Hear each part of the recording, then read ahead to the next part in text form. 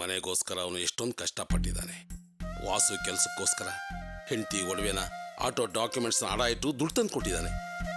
ಅಂಥ ಒಳ್ಳೆ ಮನುಷ್ಯನಿಗೆ ವಾಸು ಈ ರೀತಿ ಮಾಡಬಾರ್ದಾಗಿತ್ತು. ಏನ್ ಮಾಡೋದು, ವಾಸುಗೆ ಅಹಂಕಾರ ಜಾಸ್ತಿ ಆಗ್ತಾ ಇದೆ.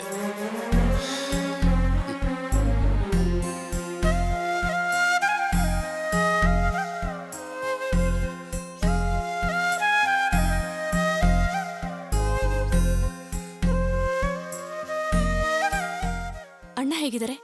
ನೋವು ಕಡಿಮೆ ಆಯ್ತಾ? 3-4 ಜನ ಸೇರ್ಕೊಂಡು ಸರಿಯಾಗಿ ಹೊಡೆದಿದ್ದಾರೆ. ಅದಕ್ಕೆ ಜಾಸ್ತಿ ಏಟಾಗಿದೆ. ನೋವು ಗೊತ್ತಾಗದೇ ಇರಲಿ ಅಂತ ಇಂಜೆಕ್ಷನ್ ಕೊಟ್ಟಿದ್ದಾರೆ. ಈಗ ಅವ್ರ ಜೊತೆಲಿ ಯಾರಿದ್ದಾರೆ? ರತ್ನ ಇದ್ಲು. ಅವಳು ಮನೆಗೆ ಹೋಗಿ ಬರೋ ಅಷ್ಟೊತ್ತು ನಾನಿದ್ದೆ. ಅವಳು ಬಂದ್ಮೇಲೆ ನಾನು ಈ ಕಡೆ ಬಂದೆ. ಹೌದು, ಅಮ್ಮಂಗೇನಾಯ್ತು? ಅವ್ರು ಯಾಕೆ ಒಂಥರ ಇದ್ದಾರೆ? ಏನ್ ಹೀಗೆ ಕೇಳ್ತಿದ್ಯಾ? ವಾಸು ಮಾವನ್ ಮನೆಗೆ ಹೋಗಿ ದೊಡ್ಡದಾಗಿ ಗಲಾಟೆ ಮಾಡ್ದಿಯಂತೆ. ಬಂದಾಗ್ಲಿಂದನೂ ಹೀಗಾಗೋಯ್ತಲ್ಲ ಅಂತ ಅವ್ರು ನೋವು ಪಡ್ತಾನೆ ಇದ್ದಾರೆ.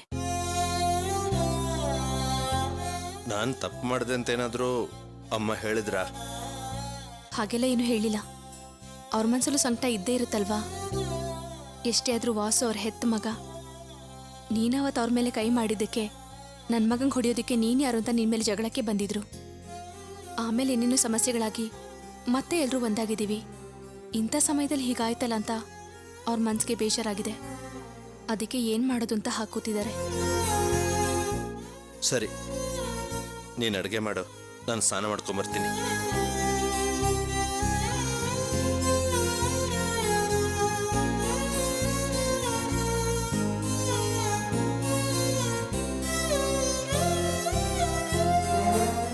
ಅಮ್ಮ, ನಿಮಗೆ ನನ್ನ ಮೇಲೆ ಕೋಪನಮ್ಮ? ಚೇಚೆ, ಹಾಗೇನೂ ಇಲ್ಲಪ್ಪ. ಮತ್ತ್ಯಾಕಮ್ಮ ಹೀಗೆ ಕೂತಿದ್ದೀರಾ? ಓ, ಅರ್ಥ ಆಯ್ತು ಬಿಡಿ. ವಾಸು ಮಾವನ ಮನೆಗೆ ಹೋಗಿ ನಾನು ಅವನಿಗೆ ಹೊಡೆದು ಅವಮಾನ ಮಾಡಿಬಿಟ್ಟೆ. ಅದಕ್ಕೆ ನಿಮ್ಮ ಮನಸ್ಸಿಗೆ ನೋವಾಗಿದೆ ಅನಿಸುತ್ತೆ. ರಮೇಶ, ಏನ್ ಮಾತು ಅಂತ ಆಡ್ತಿದ್ಯೋ? ನನ್ನನ್ನು ಇಷ್ಟೇನ ಅರ್ಥ ಮಾಡ್ಕೊಂಡಿರೋದು ನೀನು? ಹೋಗ್ಲಿ ಬಿಡು. ಈ ಅಮ್ಮ ನಿನ್ನ ಪ್ರಾಣ ಕೊಟ್ರು ಈ ಅಮ್ಮನ ನೀನು ನಂಬಲ್ಲ ಕಣೋ, ಅದು ನನಗೆ ಗೊತ್ತು.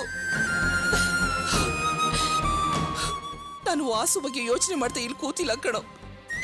ನಾನು ನಿನ್ನ ಬಗ್ಗೆ ಯೋಚನೆ ಮಾಡ್ತಿದ್ದೀನಿ. 8ನೇ ವಯಸ್ಸಲ್ಲೇ ಸ್ಪ್ಯಾನರ್ ಇಟ್ಕೊಂಡು ಅಷ್ಟೋ ಇಷ್ಟೋ ದುಡ್ದು ಉಳಿಸಿ ಒಂದು ಗ್ಯಾರೇಜ್ ಅಂತ ಮಾಡ್ಕೊಂಡಿದ್ಯಾ. ಆ ಪಾಪಿ ನನ್ನ ಮಗ ಆ ಗ್ಯಾರೇಜ್ ಮೇಲೂ ಕಣ್ಣು ಹಾಕಿದನಲ್ಲ. ಅಂತ ಸ್ವಾರ್ಥಿ ನನ್ನ ಹೊಟ್ಟೆನಲ್ಲಿ ಹುಟ್ಟದಲ್ಲ ಅಂತ ಯೋಚನೆ ಮಾಡ್ತಾ ಇಲ್ಲಿ ಕೂತಿದ್ದೀನಿ.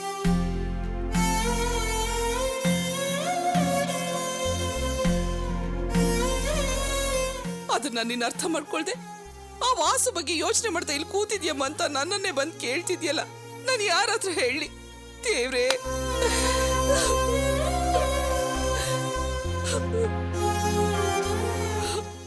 ಇದ್ರಲ್ಲಿ ನಿನ್ನೇನು ತಪ್ಪಿಲ್ಲ ಕಣೋ. ನಾನ್ ನಿನಗೆ ಎಷ್ಟೇ ಒಳ್ಳೇದನ್ನ ಮಾಡಿದ್ರು ಅದನ್ನ ನೀನ್ ನಂಬೋದಿಲ್ಲ. ಯಾಕಂದ್ರೆ ಮೊದ್ಲೆಲ್ಲ ನಿಮ್ಗೆ ಅಷ್ಟೊಂದು ತೊಂದರೆ ಕೊಟ್ಟಿದ್ದೀನಿ, ನಿಮಗ್ ದ್ರೋಹ ಮಾಡಿದ್ದೀನಿ. ಈಗ ನಾನು ಬದಲಾಗಿದ್ದೀನಿ ಕಣೋ. ಅವನು ಅವನ್ ಮಾವನ್ ಮನೆಗೆ ಸೇರಿ ಸ್ವಾರ್ಥಿಯಾಗಿದ್ದಾನೆ. ನೀನ್ ಅಲ್ಲಿಂದ ಬಂದ್ ಕೂಡ್ಲೆ ಅವನ್ ಮುಖಕ್ಕೆ ಚೆನ್ನಾಗಿ ಉಗುದ್ ಬಂದಿದ್ದೀನಿ. ಅಯ್ಯೋ ಪಾಪಿ, ಯಾವಾಗ ನಿಮ್ಮ ಅಣ್ಣನ ಗ್ಯಾರೇಜ್ ಮೇಲೆ ಕಣ್ಣು ಹಾಕಿ ಅದನ್ನ ನೀನ್ ಕೇಳ್ದ್ಯೋ? ನಿನ್ನಂತ ಮಗ ನನಗ್ ಬೇಕಾಗಿಲ್ಲ, ನನ್ ಮನೆಗ್ ಬರ್ಬೇಡ, ಯಾವತ್ತೂ ನಿನ್ ಮಗ ನನಗ್ ತೋರ್ಸ್ಬೇಡ ಅಂತ ಹೇಳ್ಬಿಟ್ಟು ಬಂದಿದ್ದೀನಿ. ನನಗಿರೋದು ಒಬ್ನೇ ಮಗ, ಅವನೇ ರಮೇಶ, ಅವನೊಬ್ನೇ ನನ್ ಮಗ ಅಂತ ಹೇಳ್ಬಿಟ್ಟು ಬಂದಿದ್ದೀನಿ. ಸಾಕಪ್ಪ ರಮೇಶ, ಈ ಕುಟುಂಬಕ್ಕೋಸ್ಕರ, ನಿನ್ ತಮ್ಮ ತಂಗಿಗೋಸ್ಕರ ನೀನ್ ಕಷ್ಟಪಟ್ಟಿದ್ ಸಾಕು. ಅವನಿಗೋಸ್ಕರ ನೀನ್ ಯಾವತ್ತೂ 5 ಪೈಸೆನೂ ಖರ್ಚು ಮಾಡ್ಬೇಡ. ನಿನ್ ಜೀವನದಲ್ಲಿ ಇನ್ಯಾವತ್ತೂ ಅವ್ನು ಬರೋದಿಲ್ಲ. ಆ ತರ ಹೇಳಿ ಬಂದಿದ್ದೀನಿ ಅವನಿಗೆ. ಅದನ್ನೆಲ್ಲ ನಿನ್ನ ಹತ್ರ ಹೇಳ್ಬೇಕು ಅಂತಾನೆ ನಾನು ಇಲ್ಲಿ ಕೂತಿದ್ದು, ಹೇಳಿದ್ದೀನಿ.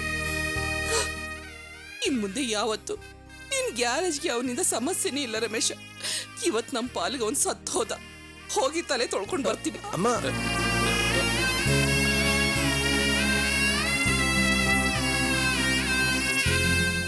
ನೋಡಿದ್ಯಾ ಅರ್ಚನಾ? ಅಮ್ಮ ಯಾರ ಬಗ್ಗೆ ಚಿಂತೆ ಮಾಡ್ತಾ ಇದ್ರು ಅಂತ ನೀನೇ ನೋಡಿದ್ಯಲ್ಲ. ಅವ್ರೀಗ ಮೊದಲಿನ ಅಮ್ಮ ಅಲ್ಲ, ಪೂರ್ತಿ ಬದಲಾಗಿದ್ದಾರೆ.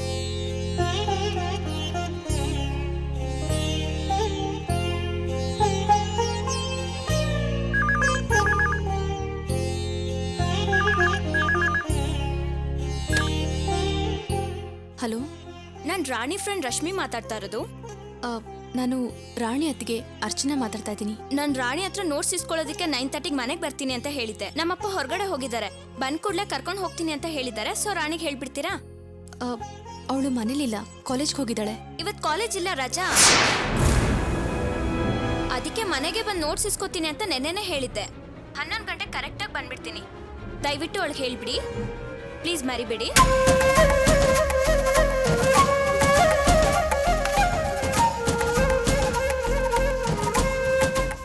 ಆ ಹುಡುಗಿ ಕಾಲೇಜಿಗೆ ರಜಾ ಅಂತಿದ್ದಾಳೆ. ರಾಣಿ ನೋಡಿದ್ರೆ ಕಾಲೇಜ್ ಇದೆ ಅಂತ ಹೋದ್ಲು. ರಾಣಿ ಸುಳ್ಳು ಹೇಳಿರ್ಬೋದಾ?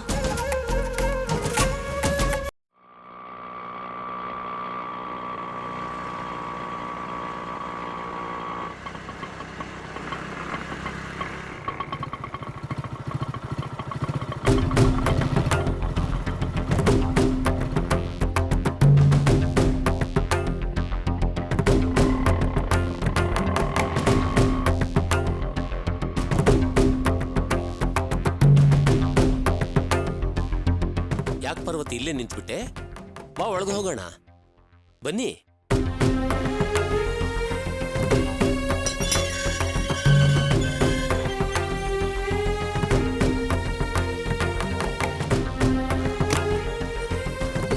ನಿಂತ್ಕೊಳ್ಳಿ.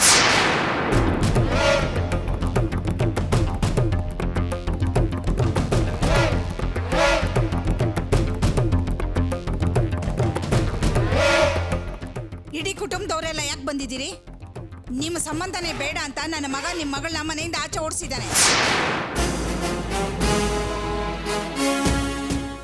ಓಹೋ, ಹೊರದೇಶದಿಂದ ನನ್ನ ಮಗ ಯಾವಾಗ ಬರ್ತಾನೋ ಅಂತ ಕಾದಿದ್ದು ಈಗ ಅವನ್ ನೆಮ್ಮದಿ ಕೆಡ್ಸಕ್ಕೆ ನೀವು ಬಂದಿದ್ದೀರಾ? ಹೋಗಿ ಮೊದ್ಲು ಆಚೆ ಹೋಗಿ ಮನೆಯಿಂದ. ಬೀಗ್ತಿಯಮ್ಮ, ಗಂಡ ಹೆಂಡತಿ ಸಂಬಂಧ ಅನ್ನೋದು ಬೇಡ ಅಂದಾಗ ಕಿತ್ತು ಹೋಗೋ ಅಂಥದ್ದಲ್ಲ, ಅದು ಶಾಶ್ವತವಾಗಿರೋ ಅಂಥದ್ದು. ನೀವು ನೋಡಿದ್ರೆ ಒಂದೇ ದಿನದಲ್ಲಿ ಎಲ್ಲ ಮುಗಿದು ಹೋಯ್ತು ಅನ್ನೋ ರೀತಿ ಮಾತಾಡ್ತಿದ್ದೀರಲ್ಲ. ಬೀಗ್ರು, ಅರೆ ಯಾಕೆ ಇಲ್ಲೇ ನಿಂತಿದ್ದೀರಾ? ಬನ್ನಿ ಒಳಗಡೆ. ನಾನೇ ಆಚೆ ಹೋಗಿ ಅಂತ ಹೇಳ್ತಿರೋದು, ನೀವೇನ್ ಒಳಗೆ ಕರಿತಿದ್ದೀರಿ? ನೀನ್ ಸ್ವಲ್ಪ ಬಾಯಿ ಮುಚ್ಕೊಂಡಿರ್ತೀಯಾ? ಇದರಲ್ಲಿ ಕಾವ್ಯನ ಬಾಳು ಮಾತ್ರ ಅಲ್ಲ, ನನ್ನ ಮಗನ ಬಾಳು ಇದೆ. ನೀನು ಕಾವ್ಯನ ಮೇಲಿನ ಕೋಪದಿಂದ ಈ ರೀತಿ ಮಾತಾಡ್ತಿದ್ಯಾ? ಬನ್ನಿ ಬನ್ನಿ ಒಳಗಡೆ.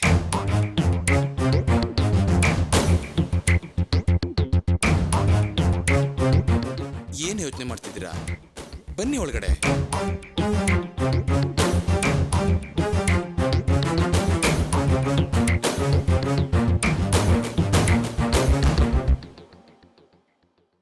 ಬನ್ನಿ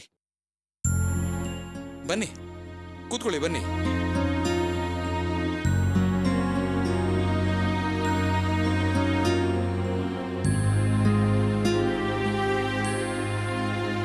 ಕೂತ್ಕೊಳ್ಳಿ. ಅದಕ್ಕೆ ಏನಾದ? ಬರ ಈ ಕಡೆ. ಅವ್ರ ಸಂಬಂಧನೇ ಬೇಡ ಅಂತ ಹೇಳ್ತಿರ್ಬೇಕಾದ್ರೆ ಹೋಗಿ ಅತಿ ಅಂತ ಹಿಡ್ಕೊಂಡ್ಬಿಟ್ಲು. ರಾಧಾಗೇನು ಬೈಬೇಡಿ. ಅವಳು ನಮ್ಮನೆಗ್ ಬಂದು ಈ ವಿಷಯನ ಹೇಳ್ದೇ ಇದ್ದಿದ್ರೆ ಕಾವ್ಯ ವಿಷಯ ನಮ್ಗೆ ಯಾರು ಗೊತ್ತಾಗ್ತಾನೆ ಇರ್ಲಿಲ್ಲ. ಇದೆಲ್ಲ ನಿನ್ ಕೆಲ್ಸನಾ? ಹೌದು. ಏನೀಗ? ನಾನ್ ಮಾಡಿರೋದು ಒಳ್ಳೆ ಕೆಲ್ಸ ತಾನೆ? ಮ್ಯಾಡಿ ಬೆಳಿಗ್ಗೆನೆ ಬಂದ, ರೆಡಿ ಆಗ್ತಿದ್ದಾನೆ, ಇನ್ನೇನು ಬಂದ್ಬಿಡ್ತಾನೆ. ನೀವು ಕಾಫಿ ಟೀ ಅದೆಲ್ಲ ಏನು ಬೇಡ ಬೀಗ್ರೆ, ಅಳಿಯಂದ್ರ ಹತ್ರ ಮಾತಾಡ್ಕೊಂಡು ಹೋಗೋಣ ಅಂತ.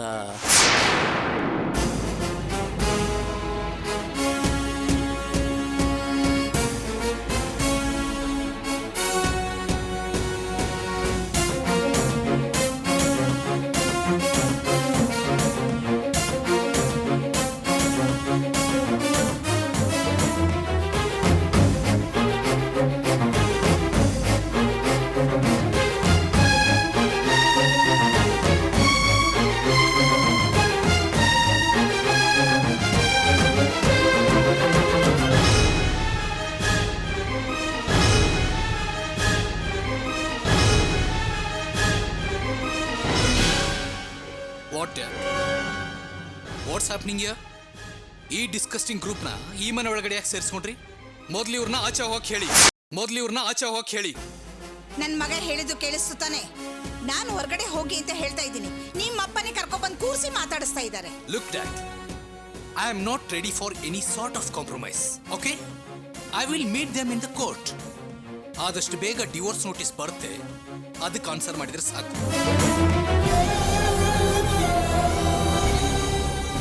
ಅಳಿಯಂದ್ರಿ, ನೀವು ಕೋಪ ಮಾಡ್ಕೊಳ್ತಿರೋದೇನೋ ಸರಿ, ಆದ್ರೆ ಗಂಡ ಹೆಂಡತಿ ಸಂಬಂಧ ಅನ್ನೋದು 7 ಜನ್ಮದ ಬಂಧ ಅಂತ ಹೇಳ್ತಾರೆ.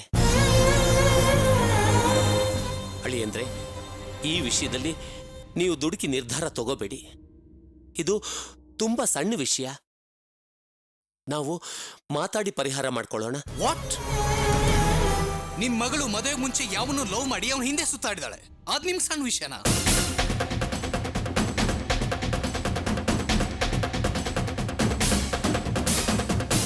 ಹಾಗಲ್ಲ ಅಳಿಯಂದ್ರೆ, ಕಾವ್ಯನ ಹಿಂದಿನ ಬದುಕು ನಮ್ಗೆ ಗೊತ್ತು. ಅವಳಿಗೆ ಪ್ರೀತಿ ಪ್ರೇಮ ಅನ್ನೋ ಯಾವ ಕೆಟ್ಟ ಚಾಳಿನೂ ಇರಲಿಲ್ಲ. ನಿಜ ಏನು ಅಂತ ನಾವು ನಿಮಗೆ ಹೇಳ್ತೀವಿ. ಅದನ್ನು ಕೇಳಿದ ಮೇಲೆ ಕಾವ್ಯಂದು ಯಾವ ತಪ್ಪು ಇಲ್ಲ ಅಂತ ನೀವೇ ಅರ್ಥ ಮಾಡ್ಕೊಳ್ತೀರಾ. ನೀವೀಗ ನನಗೇನು ಹೇಳೋ ಅವಶ್ಯಕತೆ ಇಲ್ಲ. ಆಗ್ಲೇ ಕಾವ್ಯ ಎಲ್ಲಾನು ಹೇಳಾಗಿದೆ. ನೀವೇನೇ ಎಕ್ಸ್ಪ್ಲೇನ್ ಮಾಡಿ ಹೇಳಕ್ ಬಂದ್ರು I am not ready to listen to it. ಯಾಕಂದ್ರೆ ಮದುವೆ ಮುಂಚೆನೆ ನಾನು ಕಾವ್ಯನ ಕೇಳಿದೆ, ನಿನ್ಗೆ ಯಾವ್ದಾದ್ರು ಅಫೇರ್ ಇದ್ರೆ ಧೈರ್ಯವಾಗಿ ನನ್ನ ಹತ್ರ ಓಪನ್ ಆಗಿ ಹೇಳು ಅಂತ. ಆಗದ್ನೆಲ್ಲ ಮುಚ್ಚಿಟ್ಟು ಸುಳ್ಳು ಹೇಳಿದೆ. ಈಗ ಮದುವೆ ಆದ್ಮೇಲೆ ಆಫ್ಟರ್ 6 months ಇಂಥ ವಿಷಯ ಹೀಗಿತ್ತು ಅಂತ ಹೇಳಿಲ್ಲ ಅಂದ್ರೆ ಏನರ್ಥ? What does she think of me? Am I an idiot? I will never forgive this. ಅಳಿಯಂದ್ರೆ, ನಿಮ್ಮನ್ನ ಕೈ ಮುಗಿದು ಕೇಳ್ಕೊತೀನಿ. ನಡೆದ ವಿಷಯನ ನಿಮ್ಮ ಹತ್ರ ಮುಚ್ಚಿಟ್ಟಿದ್ದು ತಪ್ಪು. ಅದು ಸರಿ ಅಂತ ನಾನು ಹೇಳ್ತಿಲ್ಲ. ಆದ್ರೆ ನನ್ನ ಮಗಳು ತುಂಬಾ ಒಳ್ಳೆಯವಳು. ಅವಳು ಕನ್ಸಲ್ಲೂ ನಿಮಗೆ ಕೆಟ್ಟದ್ದು ಬಯಸೋದಿಲ್ಲ. ದಿಲೀಪು ನಮ್ಮ ವಿನೋದ್ ಮ್ಯಾನೇಜರು. ಆಗಾಗ ಮನೆಗೆ ಬಂದು ಹೋಗ್ತಿದ್ರು. ಅವ್ರ ಒಳ್ಳೆ ಗುಣ ನಡತೆ ನೋಡಿ ನಮ್ಮ ಕಾವ್ಯನ ಅವ್ರನ್ನ ಮದುವೆ ಮಾಡ್ಕೋಬೇಕು ಅಂತ ಆಸೆ ಪಟ್ಲು. ಆದ್ರೆ ಅವ್ರ ಮನಸ್ಸಲ್ಲಿ ಆ ಥರ ಉದ್ದೇಶನೇ ಇರಲಿಲ್ಲ. ಸ್ನೇಹದಿಂದ ನಡ್ಕೋತಾ ಇದ್ರು. ಈ ವಿಷಯ ಗೊತ್ತಿಲ್ದಲೆ ನಾವೇ ದುಡುಕಿ ಅವ್ರ ಮನೆಗೆ ಮದುವೆ ವಿಷಯ ಮಾತಾಡಕ್ ಹೋದ್ವಿ. ಆಮೇಲೆ ನಮ್ಗೆಲ್ಲ ವಿಷಯ ಗೊತ್ತಾಯ್ತು. ಸ್ವಲ್ಪ ದಿನ ಆದ್ಮೇಲೆ ದಿಲೀಪೇ ನಮ್ಮ ಮನೆಗೆ ಬಂದ್ರು. ಕಾವ್ಯನ ಮದುವೆ ಮಾಡ್ಕೊಳ್ತೀನಿ ಅಂತ ಕೇಳಿದ್ರು. ಆದ್ರೆ ನಮ್ ಕಾವ್ಯ ಅಪ್ಪ ಅಮ್ಮ ಯಾರನ್ನ ತೋರಿಸಿ ಮದುವೆ ಮಾಡ್ಕೊಂತ ಹೇಳ್ತಾರೋ ಅವ್ರನ್ನೇ ಮದುವೆ ಮಾಡ್ಕೊಳ್ತೀನಿ, ಆದ್ರೆ ನಿಮ್ಮನ್ ಮಾತ್ರ ಮದುವೆ ಮಾಡ್ಕೊಳ್ಳೋದಿಲ್ಲ ಅಂತ ಹೇಳ್ಬಿಟ್ಲು. ಆಮೇಲೆ ಅಲ್ಲಿಂದ್ರೆ ನಮ್ ಕಾವ್ಯನ್ಗೂ ನಿಮ್ಗೂ ಮದುವೆ ಆಗಿದ್ದು. ಸತ್ಯವಾಗ್ಲೂ ಹೇಳ್ತೀನಿ, ಅವಳು ಮನ್ಸಾರೆ ಆಸೆ ಪಟ್ಟೆ ನಿಮ್ಮನ್ನ ಮದುವೆ ಮಾಡ್ಕೊಂಡ್ಲು. ಇದಂತೂ ಸತ್ಯ.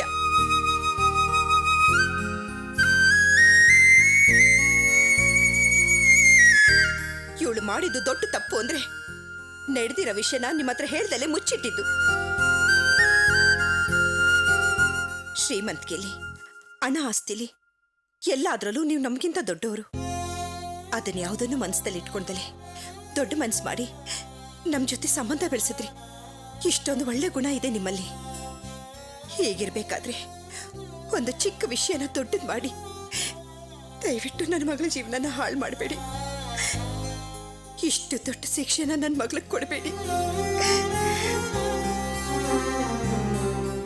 ಹೌದು ಬಾವ, ಈ ಗೊಂದಲಕ್ಕೆಲ್ಲ ಒಂದು ರೀತಿಲಿ ನಾನೇ ಕಾರಣ.